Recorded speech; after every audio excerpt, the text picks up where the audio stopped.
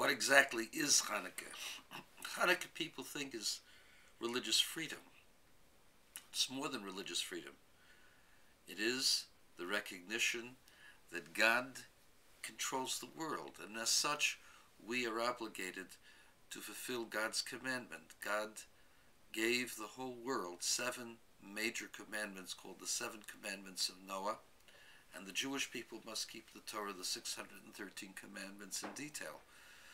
The 7 commandments of Noah have many details, and it is incumbent upon all of humanity to follow those laws, which include marital laws, the sanctity of marriage, the prohibition against homosexuality, the protection of property rights, the protection of a person's right to his or her life, the need to establish courts of law and establish proper laws that are fair for the entire society, the belief in one God, the prohibition against idol worship,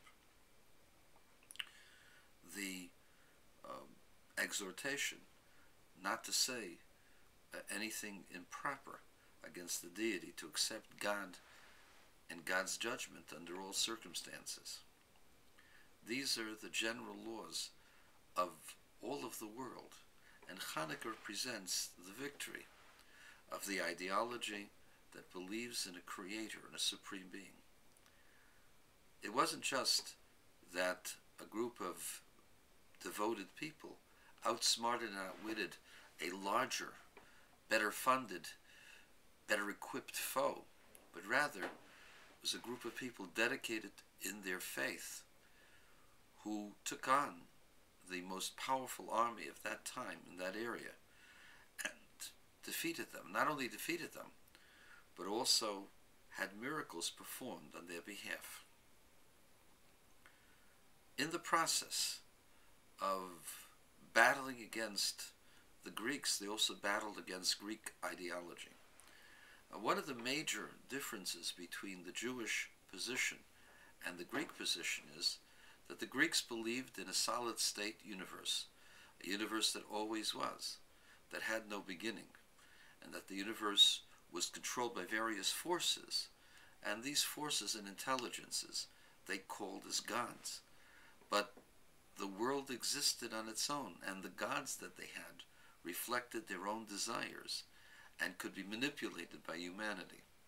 Jews, on the other hand, believed that the world had a definitive beginning, a beginning made by a creator, by an original superpower, super being, and that this being is the intelligence that created the system of laws that govern this universe.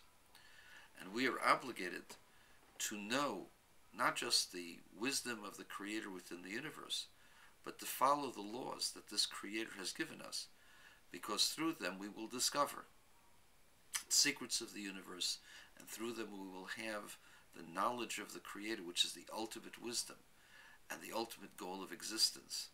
For you see, everything that exists in life is limited, very limited expression.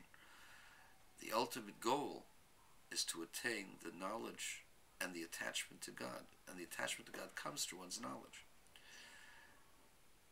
The victory of the Maccabees was an ideological one, that we realized and people recognized intellectually that the world had to have had a beginning. For no limited thing can begin at a point infinitely out there, because limited things have to have beginning points. There is no such thing as an entity, a limited entity that has no beginning point. And so all time and all events and all laws have to have beginning points, starting points. Someone has to start it. It has to be an intelligence that's beyond limitations, an infinite being, if you will, that has no limitations, that causes all things to be. And the knowledge of this is what happened with the people of Israel, that they recognized that God always was there, and God is infinite, and God started this world. And you know, that argument between the Jewish people and the Greek philosophers went on for 2,500 years. And most scientists believed in a solid-state universe until the 20s and the 30s proved, later on in the 50s, confirmed beyond the shadow of a doubt that the world had a definitive beginning.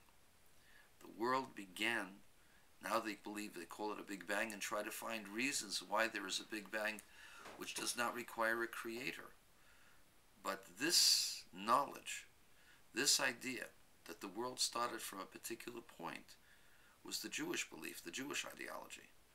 The Greeks and their followers, and they had their followers till the 20th century, including Albert Einstein, who wanted to believe in a universe that always was, for they didn't want to have a creator to whom they had to answer to.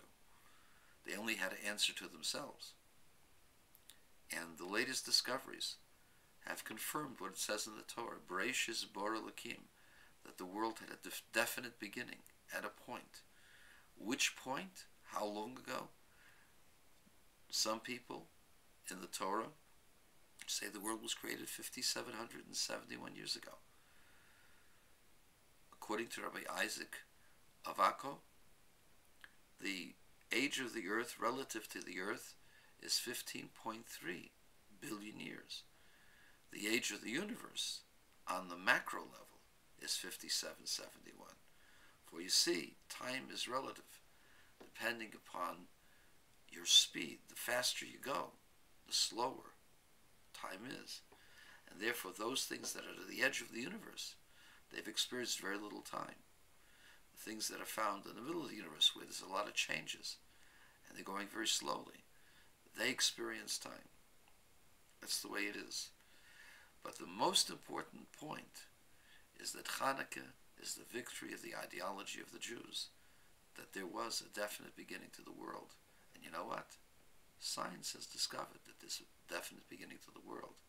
And notwithstanding Professor Hawking, who's tried his darnest to try to explain this away, all of his machinations have led to nothing. Most of his colleagues disagree with him. For you see, the beginning point of the universe implies that there was a beginner, someone who started it, someone who did so with intelligence, intelligent design, an intelligent system set up by a supreme being. And that's the victory of Chanukah.